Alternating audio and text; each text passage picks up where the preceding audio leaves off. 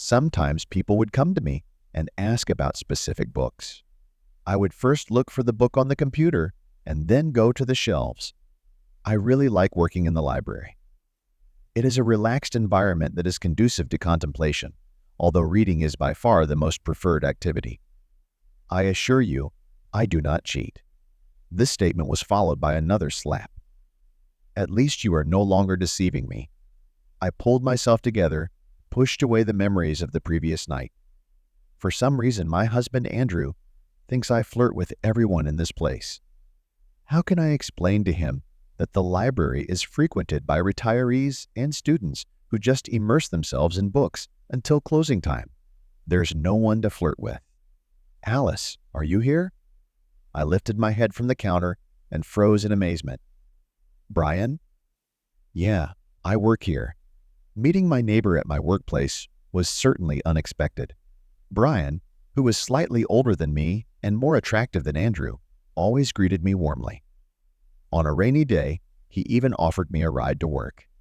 He had recently moved into our neighborhood, and I couldn't be happier to have him around.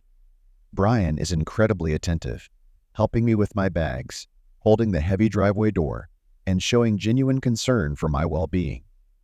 Sometimes I wonder why we didn't get to know him sooner. Would you like to borrow a book? Of course I would. Brian, seemingly forgetting the title, pulls a piece of paper out of his pocket and holds it out to me. I type the title into the computer's search engine, and to my surprise, the book turns up in our archive. It's in the archive. Why don't we go? I suggest. Michael, sit down. I'll get the book right away. My coworker settles at the circulation desk while I make my way down the hall and walk down the hallway to the archives door. I hear Brian following me. I turn around, meet his gaze, and make my way to the archives, holding the door open. Do you like working here? Yes, I do. I turn on the lights in the room, and Brian lets out a surprised whistle. Numerous aisles open up in front of us, lined with tall shelving units. I walk down one aisle, and Brian follows me. However, after walking down several aisles, I realize that we have chosen the wrong aisle. After informing Brian of my mistake, I tell him that I will take the other aisle. To my dismay, you also find my mistake amusing. I can't figure out how to stop these feelings I've developed for you, Alice.